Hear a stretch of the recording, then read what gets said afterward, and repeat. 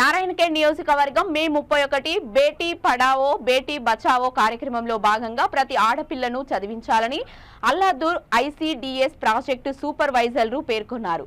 ప్రతి ఆడపిల్లను తల్లిదండ్రులు తప్పకుండా చదివించాలని ఐసీడీఎస్ సూపర్వైజర్లు శైలజ నాగమణి అన్నారు. గురువారం పెద్దశంకరంపేటలోని పూసలగల్లి అంగన్వాడీ కేంద్రంలో బేటీ బచావో బేటీ పడావో ఈ కార్యక్రమంలో భాగంగా తల్లిదండ్రులకు అవగాహన కల్పించారు. ఆడపిల్లలను నిర్లక్ష్యం చేయకుండా వారికి అన్ని రంగాల్లో ముందుకు వెళ్లేలా అవగాహన కల్పించే బాధ్యత అందరిపై ఉందన్నారు. ఆడపిల్లలు మగపిల్లలను కూడా మంచి క్రమశిక్షణతో పెంచి వారి భావి తరాల భవిష్యత్తుకు తల్లిదండ్రులు పాటుపడాల్సిన అవసరం ఎంతైనా ఉందని పేర్కొన్నారు. ఆడపిల్లలకు 20 సంవత్సరాలు నిండిన తర్వాతనే వివాహం చేయాలన్నారు. చిన్నతనంలోనే పెళ్లి చేస్తే అనారోగ్యానికి గురవుతారని తెలిపారు.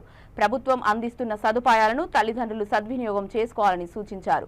ఈ కార్యక్రమంలో అంగన్వాడీ టీచర్లు సరళ, రుక్సానా బేగం తదితరులు పాల్గొన్నారు.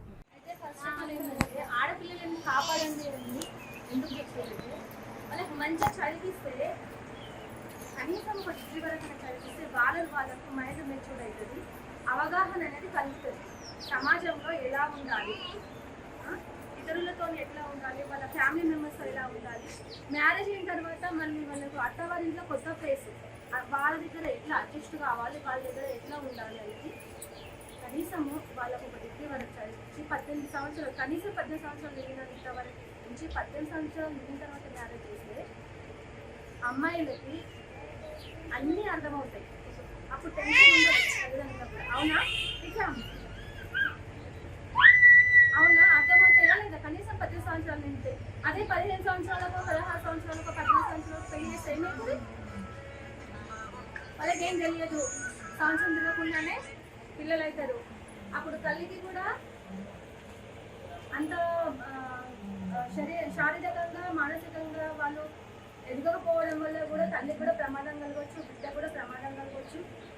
లేకపోతే తల్లి రక్తహీనతతో కూడా బాధపడవచ్చు.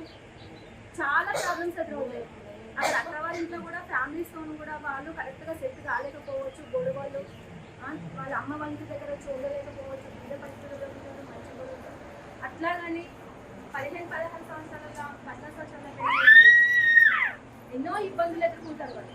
అవునా అవునా కదా? అవును కదా? చనిపోయడం వల్ల వాళ్ళకి ఏం జరుగుతుంది చెప్పండి?